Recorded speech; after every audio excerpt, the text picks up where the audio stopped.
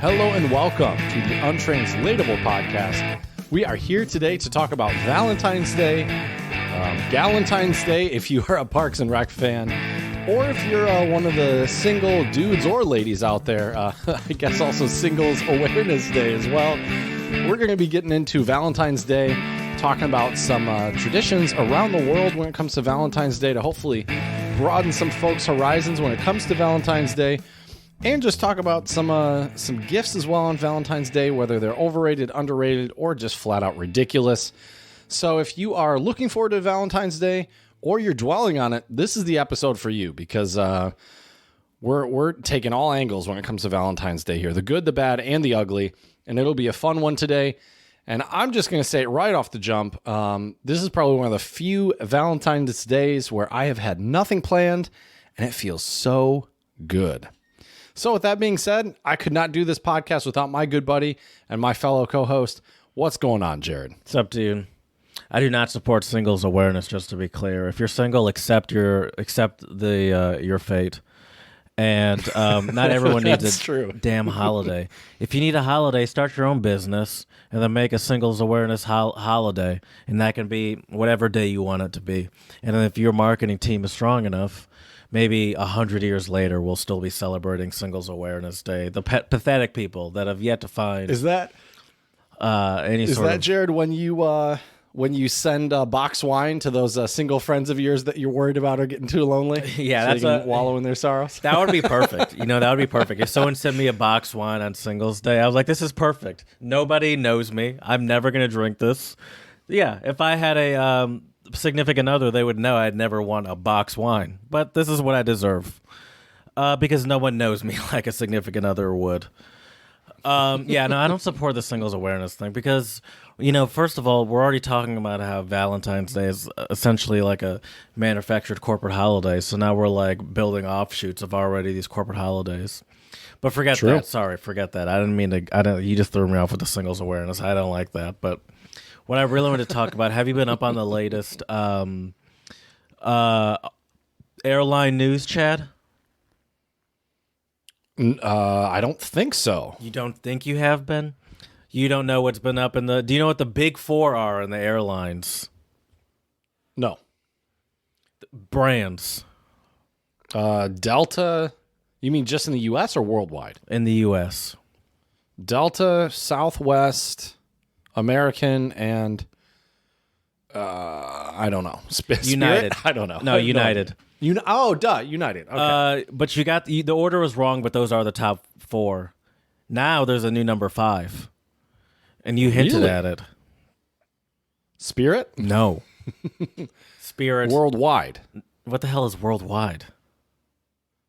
No, I'm meaning like it's a non-U.S. company, but we're I realize that about made no the U.S. sense. We're talking about the U.S. I got that. Yeah.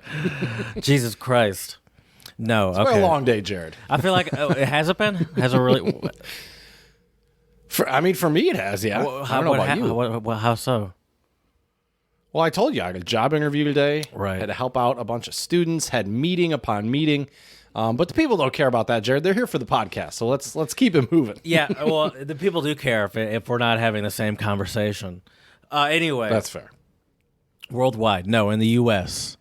Anyway, whatever. Is it Spirit? It's Spirit / Frontier. They've merged to join one shitty alliance. Oh. I had a good joke written, but it got fucked up in the whole conversation. I like the shitty alliance. That's pretty accurate, honestly. Thank you, Chad. So on Monday, Spirit Airlines and Frontier announced plans to merge their operations, bro. So the merge is valued at $6.6 billion.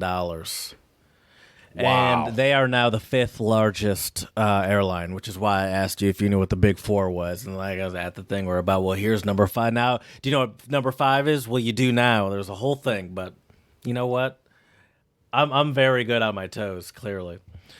According to the airline statement, the new joint entity will focus on bringing more ultra-low fares to more travelers and more destinations across the United States, Latin America, and the Caribbean, including major cities as well as underdeserved communities. Both carriers currently fly to destinations in those regions. This transaction is centered around creating an aggressive ultra-low fare competitor to serve our guest even better, Spirit's CEO Ted Christie said. Ted Christie, when he said this, he was wearing an old band tee and cargo shorts and some old dirty Skechers that I think he uses to mow the lawn in. I'm bummed they're not Nike Monarchs, Jared. Nike's too powerful of a brand for a low cost. You know, he has to give off a certain image. That's true. That's true. It's like Nike's. Damn, those are like $100 new. But Jared, let me ask you this though: who even was Spirit's competitor? Was it Frontier? Like, I don't even know what airline operates on that level of cheapness like Spirit does. Well, one of the top 4 airlines, number 3, I was a close competitor, Southwest. There's also JetBlue is a low-cost airline. Those are the 2 I can think of off the top of my head. And then obviously those 2 competed against one another as well. Right. So yeah, I mean, the Southwest is certainly clearly a competitor they're going after. And even when Frontier and Spirit merged, they're still not as big as Southwest. So that's clearly a big one. And then they've surpassed JetBlue, which is another big one. You know what airline I always think of, Jared? When we talk about low cost airlines, just because this story is so crazy. Oh yeah, the that one that closed when Don's German parents... Wings. Oh, German Wings. Isn't that the one that just like, wasn't it German Wings or was it a different one that I thought it was German Wings that just like canceled everything? Or no, it was Wow Air. That was Wow Air, I think, wasn't it? Wow, yeah. Yeah. German Wings, they are old school low cost airline, but they were like, how do you explain it when it's like that was just like Europe. Wow Air, right. At least maybe German Wings did cancel everything at one time. I have no idea. But Wow Air was the one recently where Don's parents, they were in Ireland and they had flights on Wow Air, and they woke up that morning and Wow Air was like, yeah, we're done. So, you know, that's it. This company no longer, the cubicles are empty. We have no pilot. We have nothing for you. So yep. Talk about low cost. You cut your costs so much that you cut your business out of business. Yeah. You should be a businessman with that sort of genius business talk right there. In reality, the airline's average fares will stay in the same price range as before, with a slightly higher baseline cost. The base fare for the merged airline, according to its executives, is going to be about $54 for a one-way ticket. Last year, Spirit's average base fare was $46 and Frontier's was $39, according to Becker. Regardless, consumers will likely benefit from the merger as it gives them another major airline to choose from. Why does that? We think once combined, these 2 airlines can focus on adjusting their networks to give consumers a better schedule than either can alone. Okay. Right now, both airlines have limited service in most markets, 1 or 2 flights per day. As a result, when things go wrong, customers are forced to either wait it out or buy a ticket on another airlines. For example, Wow Airlines, or whatever it was called, Wow Air. An expensive solution. Combining operations and resources means they'll be able to offer 4 or 5 daily flights per route. I mean, that makes sense, logically speaking. But, the cynical me can't help just be like, yeah, well, that's just, yeah, of course I could see the business benefit there, especially if the prices do stay the same by joining. Sure. By joining forces and having a more broad network. Yeah. I wonder how budget they'll get. Is it going to get to the point where they take the seats off the plane and you're holding on to like a railing, you know? Yeah, with the little dangly things hanging down. Yeah, like on like a streetcar or something. Exactly. Well, are you familiar with the Ryanair flights? Clearly not. Mm-hmm. Oh, you are? Okay. I mean, I've heard of them. Did they have standing room? I heard the seats were incredibly uncomfortable, but do they have standing room in Ryanair? You've heard they're uncomfortable. What do you mean by uncomfortable? I've heard like there's just like no room. Although that's almost any airline unless you fly business class or higher. No, they have. I don't know if it's real or not, but they were testing out these. Maybe it is real. I don't know, but they were testing out these seats. Well, you're not familiar with. You don't like roller coasters.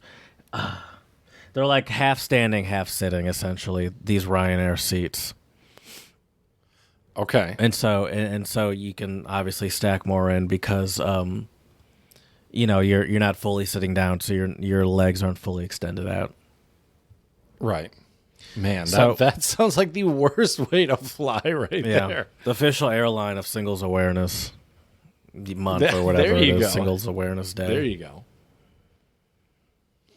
Nice. Well, Jared, I have a quick little shout out I want to give. Have you ever heard of Dollywood, Jared? Yeah. Dolly Parton's amusement park in Tennessee. Yes, sir. And this comes out of Pigeon Forge, Tennessee. Dollywood is encouraging its employees to pursue their education. Dollywood Parks and Resorts announced on Tuesday that it will cover 100% of tuition, fees, and books for any employee. The significant investment in employee education will be made through Hershen's Grow You, a new program piloted by Hershen Enterprises, Dolly Parton's operating partner in Dollywood. The program makes it exponentially easier for employees, or hosts as they're known at Dollywood, at all levels to pursue their personal and professional dreams through education. The program launches on February 24th, 10 days after Valentine's Day, folks, if you're doing the math, for all seasonal, part-time, and full-time employees at Dollywood Parks and Resorts. Hosts can enroll in the program on their first day of employment. Can you imagine that, Jared? You stroll into work, and then the next day it's like, all right, your boy's getting this degree. What do you mean the next day, though? You work as long as right here it says you can enroll in the program on their first day of employment. So you I get see. hired at Dollywood. I thought you your meant like first day at work. I thought you meant you get the degree the next day. No, I'm like, I what? don't- I'm like, that hard? Oh man, And then I realized how that talk works. about some serious accelerated learning, Jared. Yeah. Right here, though, our goal at Dollywood Parks and Resorts is to provide the best possible experience for both our guests and our hosts, said Eugene Naughton, president of the Dollywood Company. We know when our hosts are happy and feel cared for that they are going to pass that along to our guests, which I think is, honestly, I think that's a solid business plan. The creation of the program allows another avenue for us to care for our hosts. So I think this is great. So I just want to give a shout out to not only Dolly Parton, but everyone involved in this endeavor, because it's just so crazy, Jared, to think about how expensive education is, especially higher education in the United States. And a lot of people, just can't afford it, or they take on loans that they'll be paying off until their 40s, 50s, 60s. Mm-hmm. And so, you love to see it. And I hope other places will follow suit. Who knows? We'll see. And I'm curious to see in a few years how this program will play out. Are you going to follow up, get back to us in a few years, let us know how it plays out? That's right. Yeah, so stay tuned, folks. Join us back on, 2025, 2026? We can see how these hosts from Dollywood are doing with their education. Now they're managers in the Dollywood Exactly. in the Dollywood cubicle somewhere. There you go. Isn't that the dream, Jared, going from standing outside in the hot sun in Tennessee to behind a cubicle? I mean, I guess it depends on who you talk to. That is true. That is true. Well, anyways, I just wanted to give that quick shout out today. I think it's great to see, and hopefully more places will follow suit. Well, Jared, I think you might know what time it is. I'm going to guess it's time for Untranslatables. You better believe it, buddy. It's time for Untranslatables, which are idioms, proverbs, sayings, axioms that don't always translate on a one-to-one basis into English, and we are your tried and true untranslatable professionals to decipher them for you. And I will get us started today, Jared. I want to do a little German test with you, because let's be honest, Jared, it is the most agreed upon opinion around the world that German is clearly the most romantic language in the entire world. So we're going to get started with some German untranslatables. And my first one for you today, Jared, is Wieder die Liebe ist kein Kraut gewachsen. And this wieder isn't like wieder again, but actually against. So wieder die Liebe ist kein Kraut gewachsen. So is that the same word used in multiple different ways? It's spelled differently. It's W-I-D-E-R, and wieder again is W-I-E. Okay. Slight difference. I wanted to expect a W-I-D-E-R spelling. Right. Could you say it again? Mm-hmm. Wieder die Liebe ist kein Kraut gewachsen. Against the love is kind. It was. There's no. Gewachsen is born. Grow. Grow. Oh, without love. Sorry, now I'm getting it all mixed up. Say it one more time. One more time. Wider die Liebe ist kein Kraut gewachsen. Okay, without love, no cabbage can be grown. Against or no, cole is cabbage, isn't it? I don't know. What'd you say? Kraut. What's kraut? I don't know. Sauerkraut. I don't know what the hell is kraut. What actually is the translation for kraut? Because I'm used to sauerkraut. Oh no, you're right. Cabbage. You're very right, good sir. Cabbage, or it can also be herb. That I was right. Very shocked. But I'm used to hearing Blumenkohl for cabbage. Because isn't that also cabbage? Why? So right. Why didn't you figure this out beforehand? Oh, Blumenkohl is cauliflower. Clearly, I don't know my vegetables in English or in German, Jared. Why didn't you figure out this beforehand instead of telling me no when I was love, right? You're like, no, let me. Against let me love wait is until no the pod. cabbage or herbs grown. Against love is no cabbage. So is that without love? I guess you could say that, yeah. It's just like you have to put in the time and effort for things to succeed, essentially, for things to flourish. Nope. Yes. I'm right. This more so has to do with, you've been in love before, haven't you, Jared? No. Well, if you would have been in love, do you think there is? Can you really do anything about it? I couldn't even I don't even understand the. No, I'm kidding. What does that have to do with the untranslatable? What is this like I'm unconditional to get you to figure love? out the meaning of it.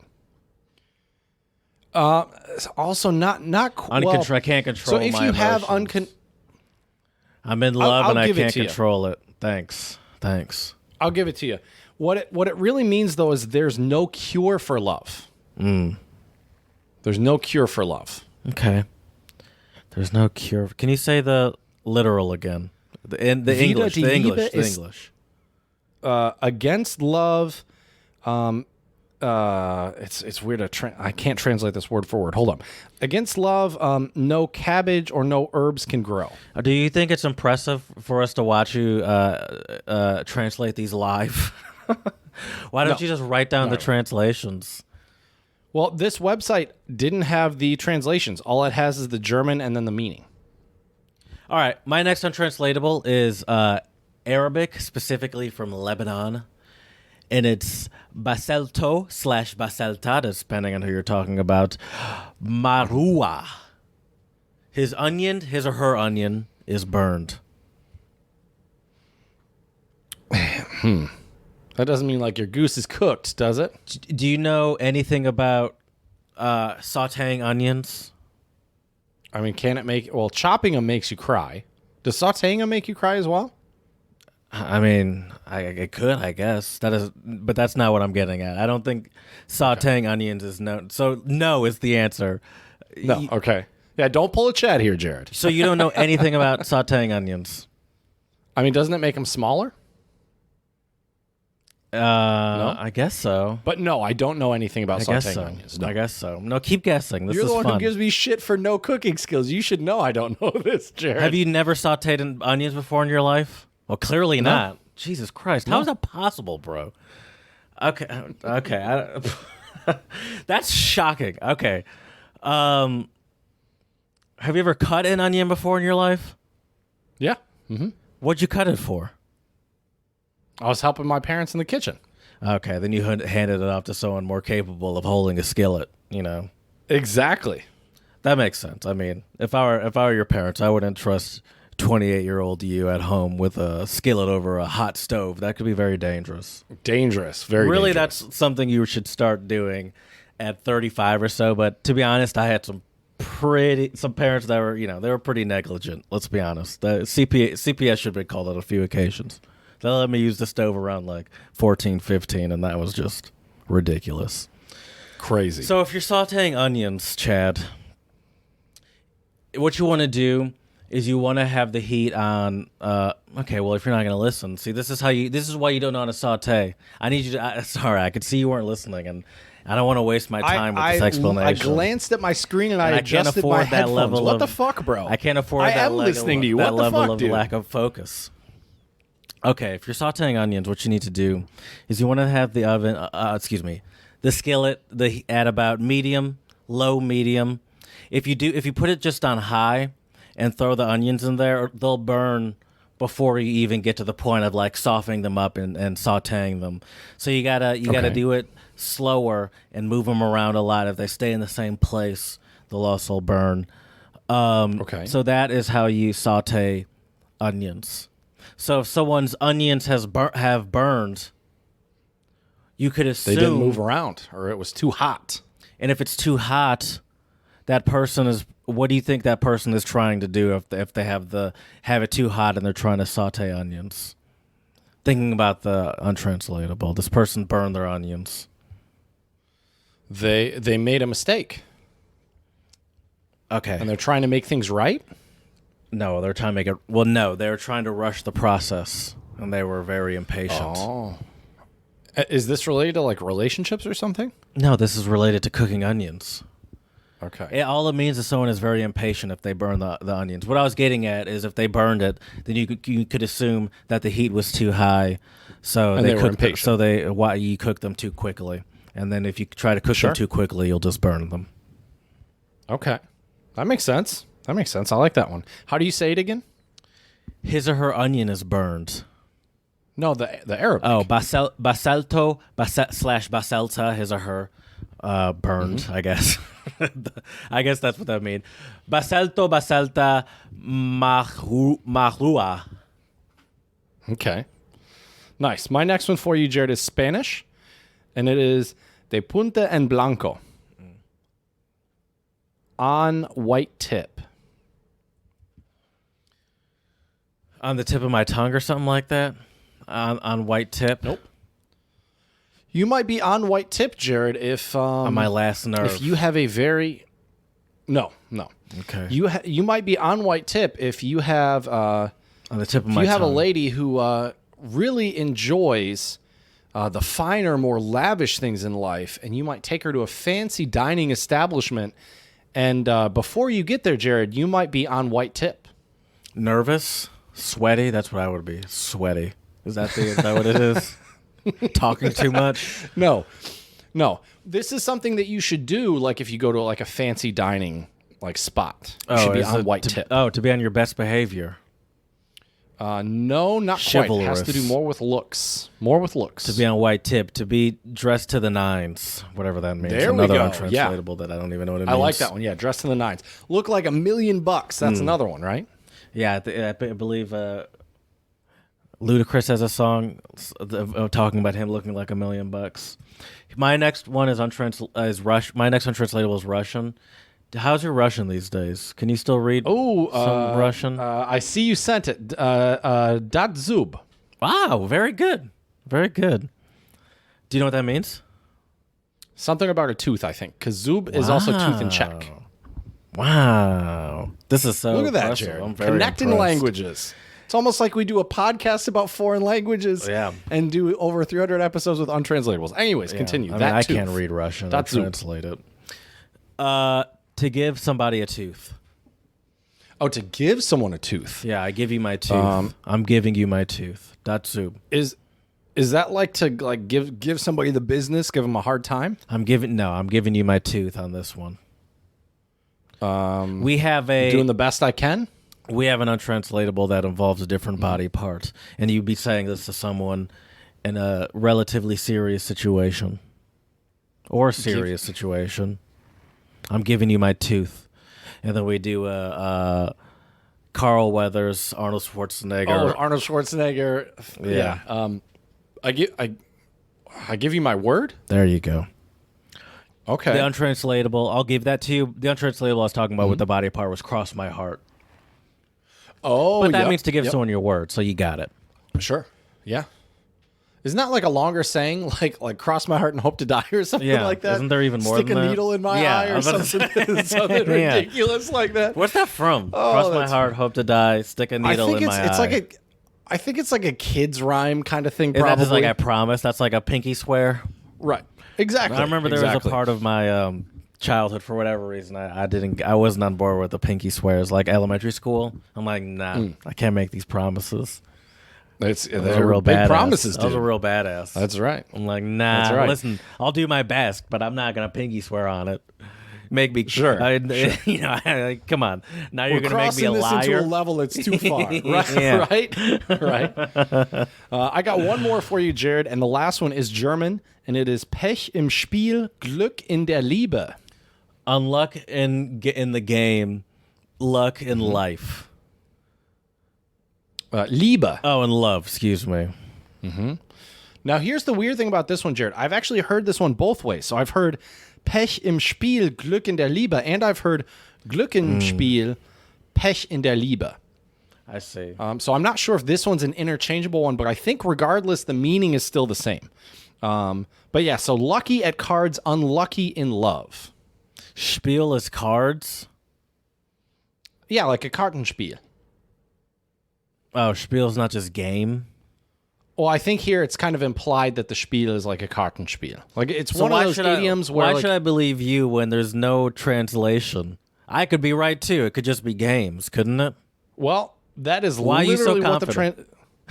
Well, because it seemed like it was a legit website, but maybe it's not. You're making me second guess myself. Oh, so they do have an English translation.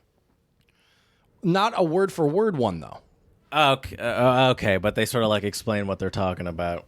Yes, exactly. I got you. And it was the same website with my first Untranslatable, so that's why.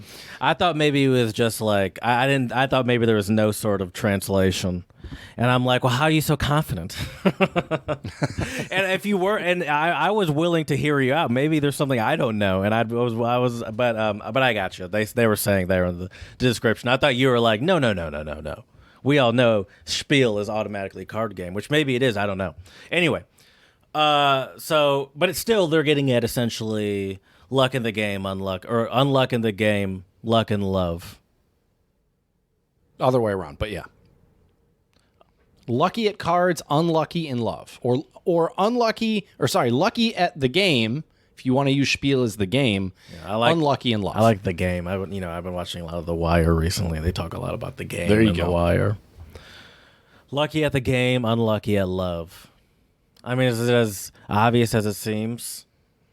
Which would be what? I almost picture like like one of those noir films, or I was like, another dame in the bed, couldn't remember her name, but what difference does it make?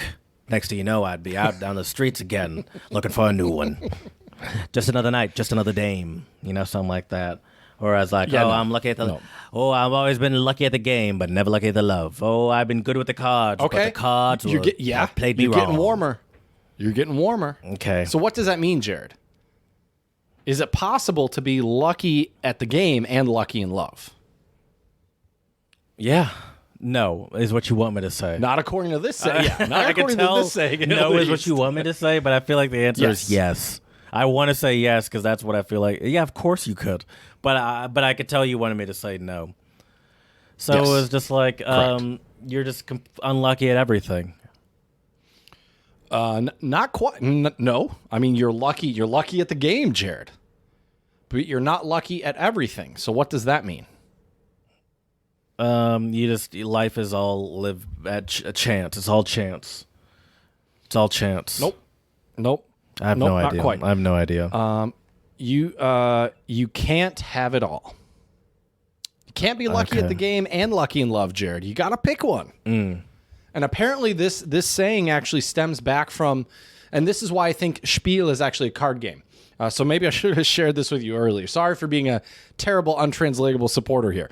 But basically, what I read about this one is that like people used to say like if you're in love, you shouldn't gamble because you can't be lucky at both. Like you can't be lucky and find love and also be lucky at the card table when you gamble. That really is spoken like someone that has a gambling problem.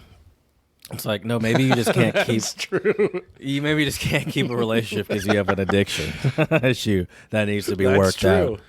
It's a way to justify your gambling. Exactly. Well, Can't yeah, have of course both. I can't keep a wife. Yeah, because I you can't have both. Because you keep losing your rent money every Loan month. sharks coming in trying to break your legs and shit. Yeah. That might be why you can't keep love. Yep. No, Yeah, no. every that's time you not cross it. the corner, That's Tony's not it. looking at you, and That's definitely Yep. not it. That can't be it. right. Keep telling yourself that, okay? Exactly. Well, Jared, what do you think? Is it time to discuss Valentine's Day? I think so. It's that time of the year, man. Yeah, yet another corporate holiday manufactured to get us to buy some shit. Speaking of that, dude, I remember when I was in school. I don't know if you did this. Yeah. We did. Especially probably not in Catholic school. But did you hand out Valentines where you had to like give cards to all your classmates? By the time I was in Catholic school, I guess I did for 1 year in 6th grade, but other than that, it was 11th and 12th grade at an all-boys school, so we weren't handing out Valentines at that point. But I did do it in elementary school, yeah. At Cedar Crest, we did and it was just like at the side, like the beginning stages of you have to give them to everyone. And so you'd go and you'd buy whatever theme you're interested in, whether it be Hot Wheels, Barbie, Mario, Pokemon, Yu-Gi-Oh, SpongeBob, Dexter's Rocket Lab. Power. I remember I had some Rocket Power Valentine's Day cards back in the Whatever day. hot cartoon you're at, Looney Tunes, whatever was the hot cartoon at the time, or the hot toy, that would be licensed as a Valentine's Day. I hope our love transforms into something bigger or whatever, and then there's an Optimus Prime on card or there. something. Yeah. There we go. Exactly. We're on the same page. We got There the we same. go. Yep. Did we get the same Valentine? Probably. Sounds like it. In 90, Definitely in sounds like 99. Right. But yeah. So I remember those. And they were like little pieces of cardboard that just fold like, I don't know, what do you say that size was, like a 2 inches by 2 inches, and they just fold over and you like tape some sort of shitty candy to it.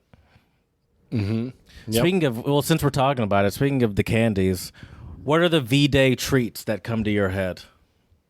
Dude, the first one, and I loved it when I lived in the Czech Republic because I did a Valentine's Day lesson over Is that there. where you whip little kids or whatever and tell them that they're naughty? That's Easter. Oh, right. Of Well, course. that's Easter. Of You course. don't whip little kids, but I believe you do, don't you?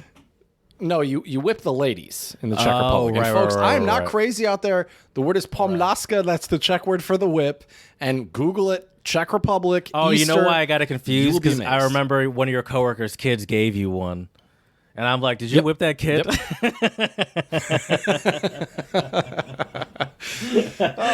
Well, just wait, Jared. Easter's not that far around the corner either. We could do an Easter episode and talk about that again at some point. But no, dude, when it comes to Valentine's Day candy, the one that I loved to talk about with my students, and even with some of my students, we did an activity with this where I showed them the candy hearts. Yeah, that that's taste the like what I would quintessential. imagine if you ate chocolate or chalk, Sweet chalk. like chalk for a chalkboard. Yeah, it's like and salt. but It's like salt. Like what do you call it when what they do with the cocaine where they add shit to it? they cut it. Yeah, there we go. Chalk cut with sugar is what it is. Yeah, basically. Yeah. But the funny thing was, though, Jared, is what we did in one of my classes, because it was, I think that semester I was teaching a couple of seniors, and they were basically like the teacher that I was working with, she told me, she's like, they're so busy preparing for their exams. Let's just do something fun. So I literally, Jared, printed out Valentine's Day heart like shaped candies, and they wrote their own custom Valentine's Day in English to their classmates. Like, it was hilarious. Like, they would write stuff like, you have such beautiful eyes, and this was a class of like all dudes too, because this was a technical high school basically. So What are some of the? it was just so funny. What are some of the little messages you remember on some of those hearts? Be mine, that was a big one. Yeah, for some reason that was the one that was top of my head too. I don't know why. Yep. Be mine. What other ones? Let's see. Also, be my Valentine, or no? That's probably too long Probably of a too text long. for That's those probably little too long. candies. Let's see. Love you, LUV, and then the letter U. Okay, yeah, I could see thought that. I saw- I could see that. Yep. They were not good. Kiss me. Not only were they not good, but they went stale real fast.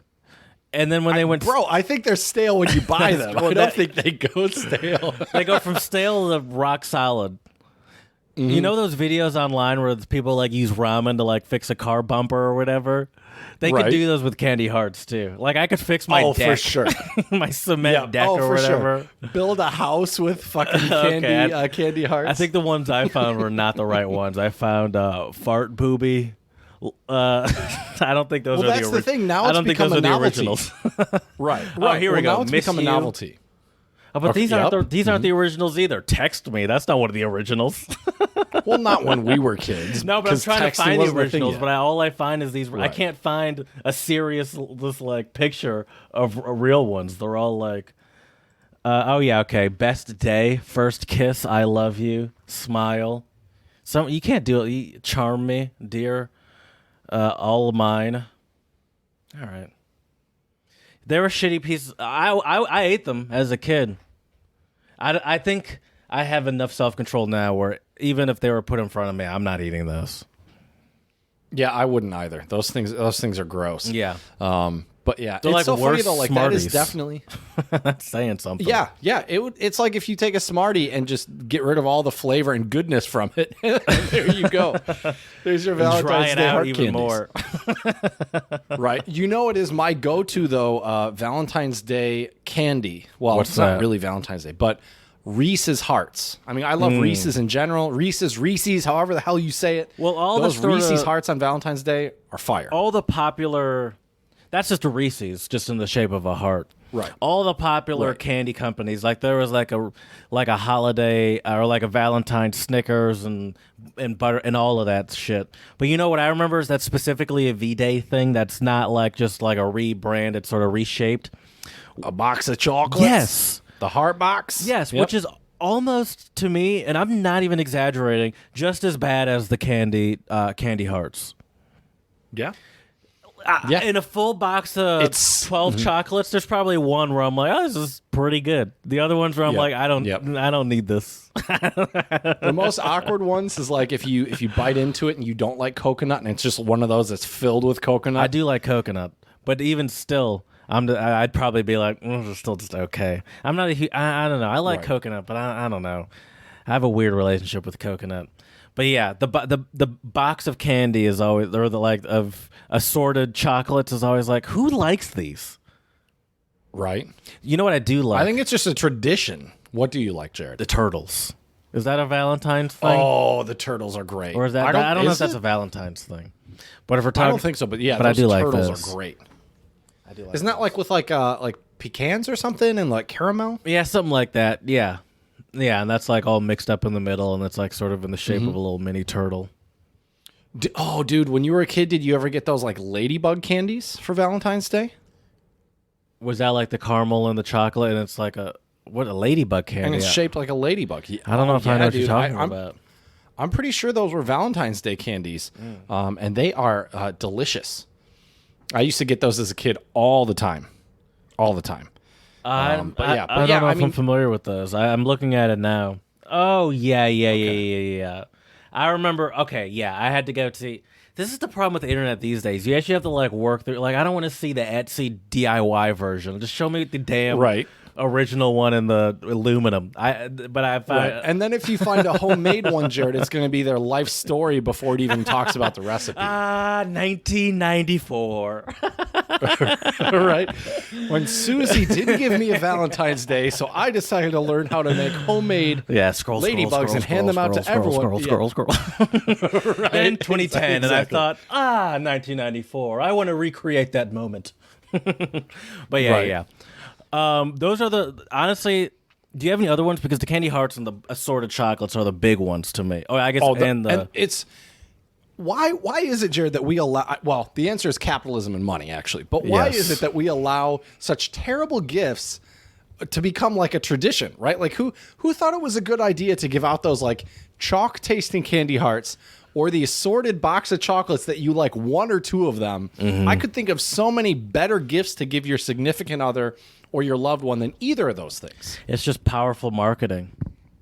You know, I've experienced marketing in my life in like marketing departments, and one key that you'll find across all industries is consistency.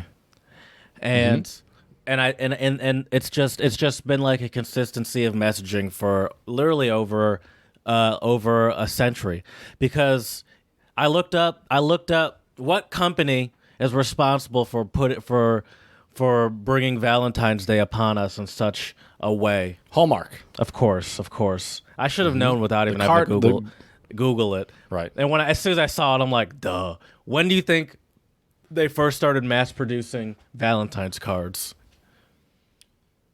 Oh, that's a good question. I know. When did they start mass producing Valentine? Oh, I'm sure you do. No. Let me take a stab at it. No, though. I want you to, please. I wonder if it. Well, I mean, Valentine's Day, I feel like has been around forever. Was it during our lifetime or was it sooner? Or sorry, later. I'm sorry, those are the only two options. You mean earlier? Earlier, thank you. Yeah. I was like, I told you, it's been a long day, dude. It was definitely. Was it during our lifetime, or was it when we were like 14, 15? I don't know. Right? Because, once you become a teenager, yeah. No, it's way before us. It's before your parents, too. I would say then the 70s. It's before my your guess. parents, too. The 50s. When your dad was alive in the 50s, Chad. Yes, but, yeah. Jesus Christ. I don't know, the 20s? The 30s? I have no idea. You're getting closer. You're getting closer. It was 1913. Wow. Okay. Yeah. Valentine's Day forever changed when Kansas City-based firm Hallmark began mass producing Valentine's Day cards. Listen here, woman. Oh, man. I want you to be mine. You see? Come here, and I won't slap you around today. You see? Because I love you. You see?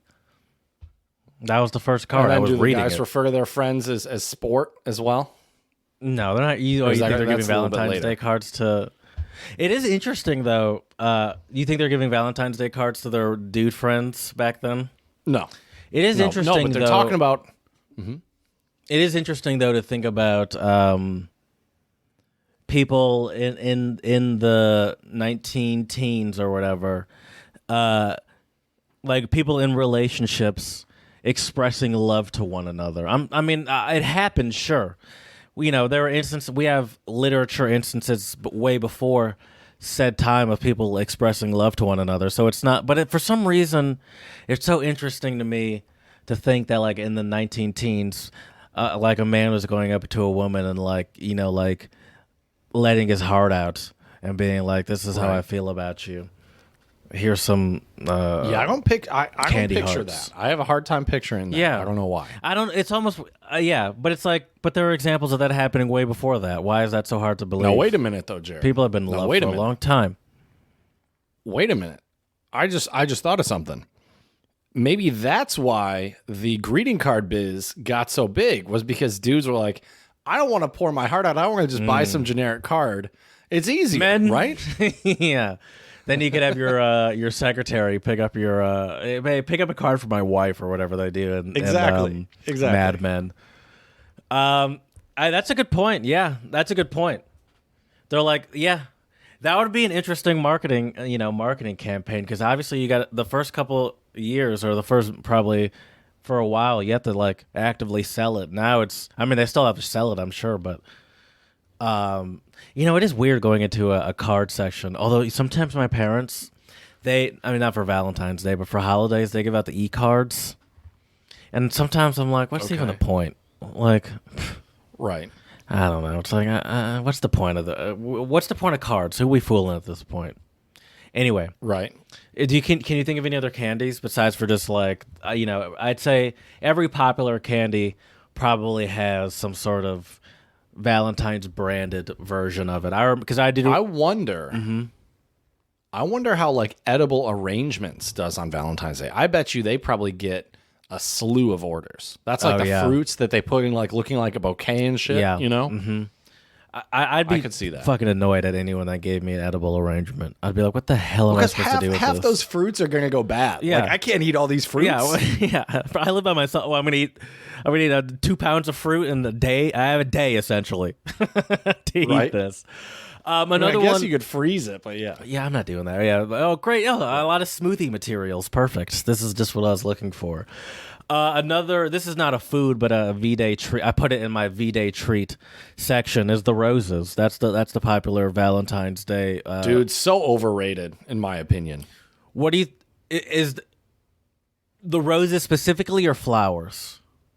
Roses. I think flowers are fine, but roses. I mean, not if one of you're your gonna favorite buy flowers.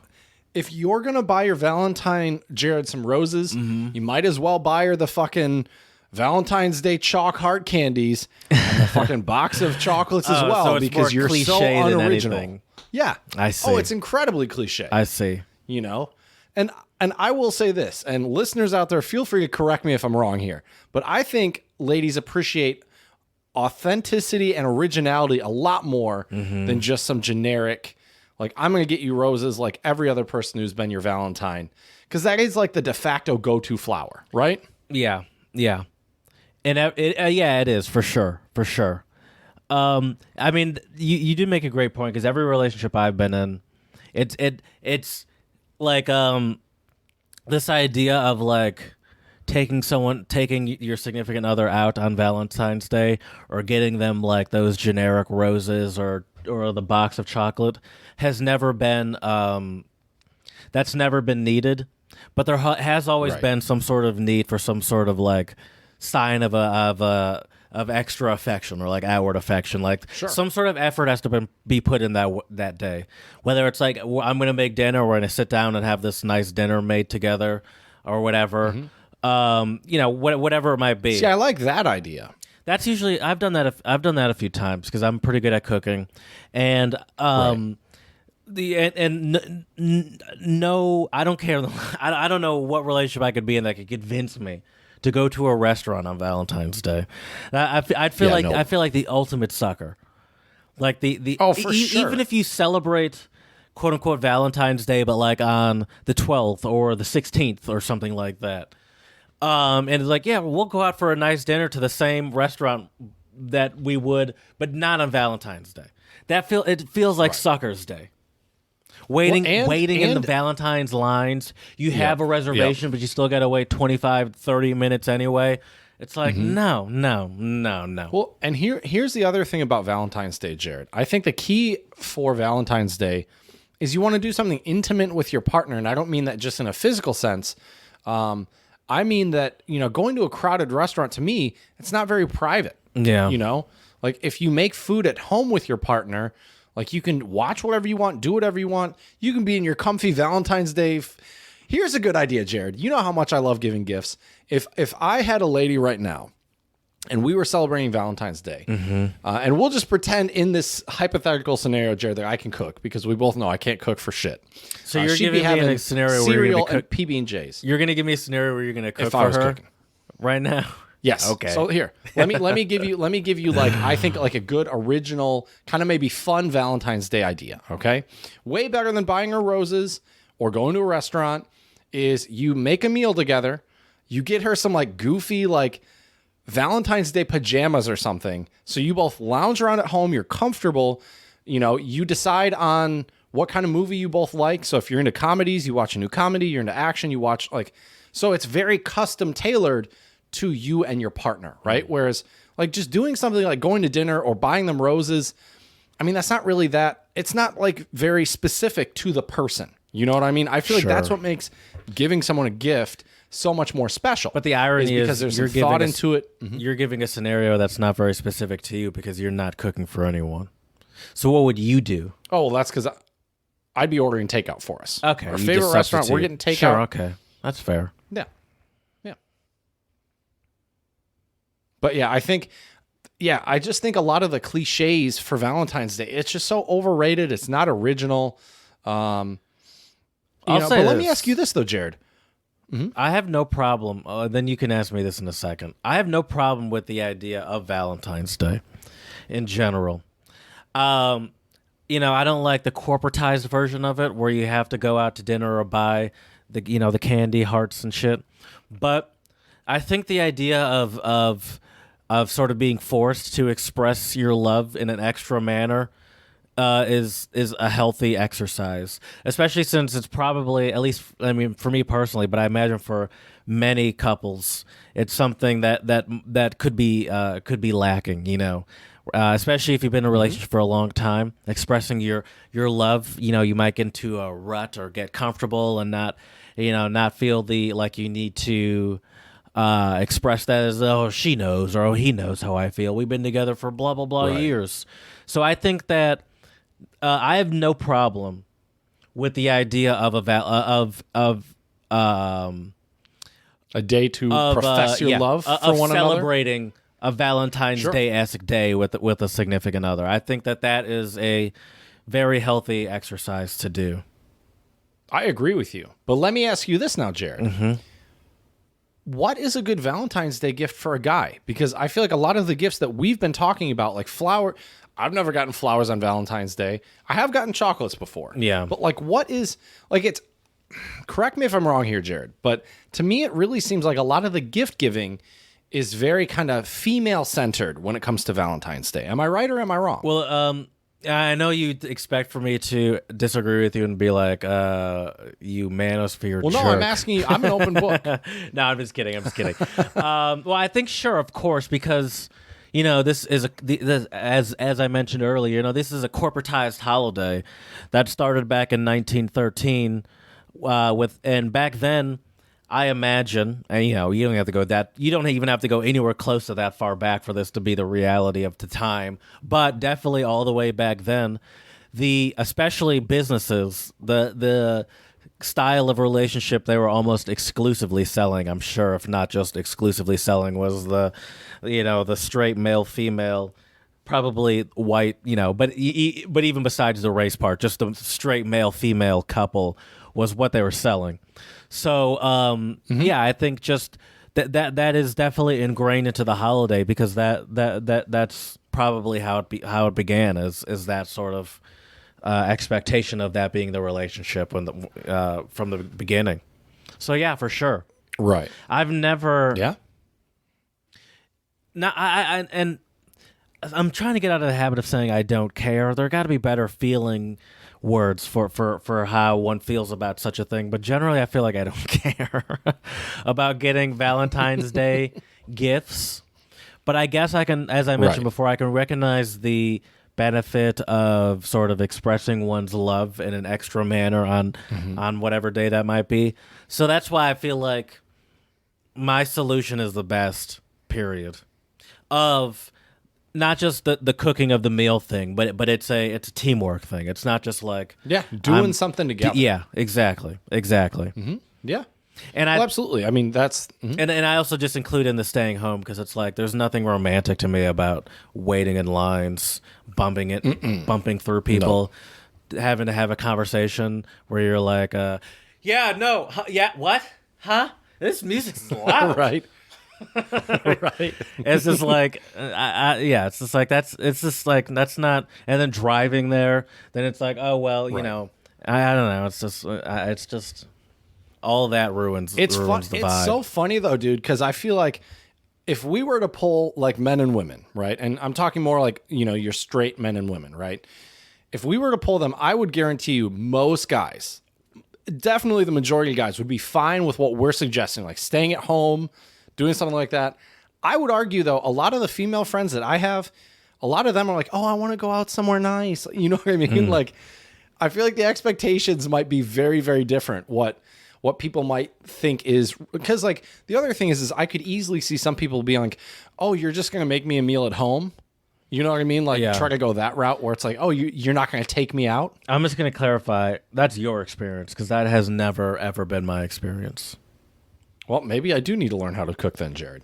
I don't know what you need to do. I'm just saying I can't co-sign that at all because that's never, ever been my experience. Okay, that's fair. That's fair. But, I've Jared, watched sitcoms before. I'm a big fan of King of Queens. I understand. Right. I understand what you're talking about. I get it. I've seen sure TV shows. And that's the stereotypical expectation. Right. Yeah. You know what is the way if you've got a keeper when it comes to Valentine's Day, Jared? If they totally disregard it altogether. That's how I know. Well, that's one way. If you walk outside in the morning and there's a fresh new Hellcat in your driveway. Oh yeah, that's how ultimate you way. know. I don't. That would creep me out, bro. That would creep me out. I would drive it once or twice, and then maybe just once, just to enjoy that Hellcat power. And I'd be like, I can't take this, and I think we need to break up. There's no. Okay, well, could you you accept accept here, ladies? Don't buy Jared a Hellcat. Would you accept a Hellcat from a significant other and remain in a relationship with that person? Sure, why not? If we have a good relationship, why not? I need to be If married. she wants to, I need to be married to that person. Like if my mom were to buy my dad a Hellcat, I mean that'd be hilarious. But to see my dad in a Hellcat. That'd be awesome, dude. That would not be weird to me because they have shared finances for 30 plus years and all that stuff. Sure. But if I'm in like if this is my girlfriend or something like that, no. Mm-mm. Also, how does that work? Now, do I have to pay the insurance for this? Because that is now, my Chevy Volt insurance is $100 a month, and now my insurance is $500 a month. Right. So how do you expect me to account for that? Are you paying for that? Do I now have to just have this giant extra charge on my monthly nut? It's like True. I would never that would make me so uncomfortable. That's fair. Yeah, that was more of a joke more than anything. But wait, so when you said you would take one, you wouldn't? You don't think you would? Oh, I'd take it. Hell yeah, I'd take it. Why so not? It wasn't a joke. Well, I mean, let's be honest. Who's going to actually get somebody a Hellcat? Unless you're like really, really rich. Well, I was serious. But yeah. I wouldn't take one. Okay. I mean, I would take it. If they were like, here's a Hellcat, I'd take it. Why not? Why not? Well, Jared, we've talked about some Valentine's Day traditions. I remember when I was a kid. Bit. I remember when I was a kid. It was complicated, but this one little kid gave me this like a G-Shock watch as a gift, and my parents were like, "No, take that back, no," and that was probably like $40. I mean, $40 was probably a lot back then, but maybe that has been so ingrained in me. Where if I think if someone drops a Hellcat into my driveway, I'm like, "What the hell am I supposed to do with this?" So wait, what the happened? Hellcat am I so you supposed to do took with it this? back, and then what? And that was the end of it. It wasn't mine anymore. When you say took it back, did you give the gift back to him? Yeah, or yeah. Did you return it at the store? No. Okay. You think they gave me a gift receipt as well? Who knows, Jared? Who knows? Well, dude, we've talked a little bit about some Valentine's Day traditions in the States. I wanted to bring up some around the world as well to see if maybe we can find a travel destination, Jared, where we can celebrate Valentine's Day and maybe enjoy the local traditions a little bit more. So my first one for you is in France. This is kind of a funny one, Jared. So I don't know if you've heard of this before, and I actually don't think this is a thing anymore, but there was a traditional Valentine's Day event in France called Loterie d'Amour, or Drawing for Love. Yeah. Men the and love women lottery. would fill... What? That's the love lottery is what you just said. Yep. And men and women would fill houses that What? Sorry, go ahead. Men and women would... I mean, do you know what this is? I'd never heard of this before. Go ahead. Men and women would fill houses that faced one another and then take turns calling out to one another and pairing off. Now, here's where it gets a little twisted, Jared. Men who weren't satisfied with their match could simply leave a woman for another, and then the woman left unmatched gathered afterwards for a bonfire. During the bonfire, women burned pictures of the men who wronged them and hurled swears and insults at the opposite sex. The event became so uncontrollable that the French government eventually banned it. I mean, that sounds like a good time.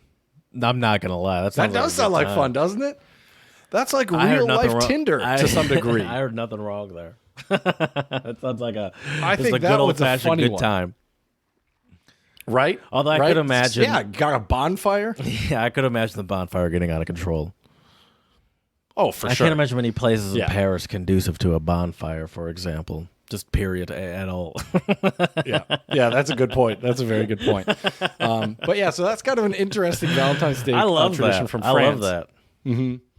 Yeah, I thought that one would be kind of interesting. I mean, but of course, the only thing that's annoying Of course, it's like only the dude can drop. So if the woman's dissatisfied, it's like hey, that's it. That's the draw. Patriarchy, bro. That's the draw. And I think it would be better if both could drop, and then they both sort of. Although then I guess maybe it would get a little complicated. And then they have to go after their own separate camps because they can't just be like yelling slurs at each other from across a bonfire. Right. Yeah. Or maybe that's the second chance for love. They curse all the people that rejected them, and then they have a second chance for the reject fire there or we something. Go. It's like the toilet bowl in like a sports bracket kind of. Yeah. You know, you lost, but you're in the losers bracket, and then you meet somebody in the losers bracket. Or third and fourth or whatever. Yeah. Not second, exactly. But third and fourth and fifth. Well, here's one for you, Jared. This is interesting. This is in South Korea. So Valentine's Day is a popular holiday for young couples in South Korea. Does it involve KFC? And there are actually variations. Does it involve KFC? No. Okay. It does not. Unfortunately, I'm sorry to disappoint you. I thought maybe KFC branded it somehow with some like love chicken bucket or something. Right. That would be Japan. No, I'm just kidding. All right. So South Korea, there are variations of this holiday, and they're celebrated monthly. Listen to this, Jared. Celebrated. So they don't have one Valentine's Day. They have a different theme Valentine's Day from February through April. That's so too 3 long. months. That's February, too March, long. April. And listen to That's this, too Jared. much love to the gift giving express. starts on February 14th when women will woo their men with chocolates. Sorry, every time I see chocolates, I think of that SpongeBob episode. So the women first woo the women on February 14th with chocolates, candies, and flowers. Or thank you. Yes, the women woo the men. Then the tables turn on March 14th, which is a holiday known as White Day. Don't think of it that way, Jared. It's not a white supremacist holiday. White Day. I'm gonna stay inside on that day. Right, exactly. People are coming out with sheets on their heads. What's going on? No, sorry. Wrong country, Yeah, that's folks. where we talk about our love for our race. Exactly. Okay, so March 14th is a holiday known as White Day when men not only shower their sweethearts with chocolates and flowers, but they up the ante with a gift. And for those who don't have much to celebrate on either so the Valentine's women give Day, a gift on that day? No, the men. Oh, I see. White Day is the men. I see. So the first one, Valentine's Day, so is the women gave like the chocolate. then the men. So the men up the ante from what the women give. I see. I gotcha. Yep. There you go. Exactly. And then for those who don't have much to celebrate on either Valentine's Day or What Day, Singles awareness. there is a third holiday. Black Day is the last holiday, Jared. Black Day on April 14th, it's customary for singles to mourn their solitary status. So this is Singles Awareness Day, Jared. To mourn their solitary status by eating dark bowls of, I'm going to say this wrong, jajangmyeon or black bean paste noodles. So can you imagine just crying eating these black bean paste noodles? I can imagine like a cold noodle. What? Mourning. I resent that. Mourning their singleness, I resent guess. that. So there you go.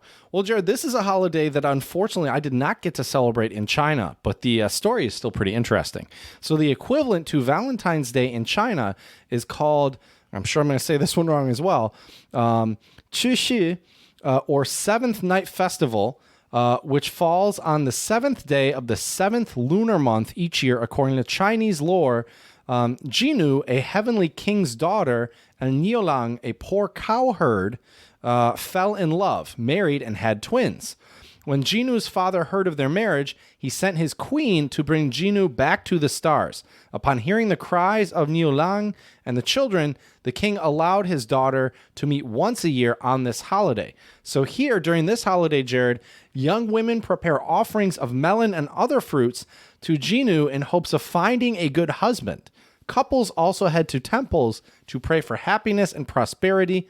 At night, people look to the heavens and watch as stars Vega and Altair come close during their star-crossed pair's annual reunion. Oh man, I would love to be at a place where I this committed to finding love, to where I'm like right, cutting out melons as an offering to find yourself a good wife. Yeah, right. Exactly. Yeah, I mean, it's just so funny, though, how so many different countries have their own spin on Valentine's Day. It's really interesting. Let me give us one last one, which is Brazil. And this one does not actually happen on Valentine's Day. The Brazilians will skip February 14th, and they'll actually celebrate Dia dos Namorados, or Lover's Day, on June 12th. So just in case, Jared, if you want to go to Brazil, June 12th is the day you need to get there. Maybe a couple days early. In addition to the usual exchanges of chocolates, flowers, and cards, there are music festivals and performances. This sounds lit, dude. Music festivals and performances held throughout the country. Gift giving. I could have told you it was going to be a party as soon as you said Brazil. That's true. I knew that. That is true. Right. But this is what's kind of cool about this one, Jared. In Brazil, people celebrate this day of love by exchanging gifts and sharing dinner with their friends and their relatives as well. So it's not just limited to couples. So I like that too. It's weird in the U.S. how we kind of group love into different categories, right? Like, well, there are why does love have to be your partner, right? Love can be your parents, your friends. That goes back to the beginning of language and time. I mean, in Greek, there are multiple different words for love that refer to those different styles of love that you were just talking about. So they do that. But I think it's the idea of loving one's friend is not as, or family is not as cherished here in the U.S. as it is in other countries. Right. I'd agree with you. But yeah, there are multiple words for love. And there's a lot of different languages where they differentiate different types of love. But we just got one word in English. Yeah, that's true. That's true. Yeah, it's interesting. It's But I have to say though, Jared, this has been a fun episode. I've got to admit though, I am so glad that I can just do whatever I want on my own Valentine's Day. Give myself, do some self-love. Maybe hang out with some friends. You mean that? You don't enjoy spending Valentine's Day? I do mean that. You don't enjoy spending Valentine's Day with a significant other? I mean, I wouldn't be opposed to that, but I don't have a significant other, so it's okay. But I don't know, man. This year is weird though. Like, I think in the past I would have actually been sad about not spending Valentine's Day with a significant other. This year I'm actually pretty happy, dude. Don't have to buy any roses. Don't need to make any dinner reservations. Like I said, probably gonna hang out with some of my buddies, and we're gonna do Valentine's Day, I guess, kind of Brazil style. Have our own little party. Have you gone out on Valentine's Day before? Like to dinner? Not in a long, long time. I don't know if I've ever done that before. I don't know if I've ever done that before. Maybe in high school or something. Maybe. I don't know. I think I was in grad school the last time I went out on to a restaurant on Valentine's Day. I definitely haven't done it post college for sure. Right. Yeah. But yeah. Sorry. I'm done. You can close out the episode. Alrighty, well, let us know what some of your favorite or least favorite Valentine's Day traditions are at untranslatablepodcast@gmail.com. You can check us out on Instagram and YouTube, Untranslatable Podcast. Slide into those DMs, especially on Valentine's Day. I know Jared's waiting for some cute Valentine's Day tweets at Untranslatable1, the number one. And also, please, 5-star reviews on iTunes. Let us know how we can make this podcast better for you. So as we say here at the Untranslatable Podcast, Dziękujemy, muchas gracias, Shisha, and dos vidania. I was going to play the Yas drop, but I haven't hit the drops in so long I couldn't remember which one it is, and I don't want to mess it up. You betcha. Damn. Mama hoo hoo. Spread a little line. Wow. B-board. Uh-oh. What? Where would it be then? There's nothing I'm hearing them all at once. I feel like this is what this must be what it feels. Jesus, bro. You're talking about a serious mind. Flipping on gator. You betcha. I must have taken it out. I took it out of the soundboard. Because it's none of the other ones. I took it out. I guess you need more options on your soundboard. Yeah. Because that was a shit ton of drops, dude. Yeah, because I have it set up where it's like, after I played the first couple, I was like, well, there's no way it could be in there because I have them color coordinated and mine are a certain color. V-born me. Yeah, so that would be mine. But you remember what that means in Czech? Yeah, like excellent or something like that, right? Very good, dude. Yeah. Very good. V-born me. Parada is actually excellent. Borny is like great. But I mean, they're pretty much the same. Slipping on Devil's in the details.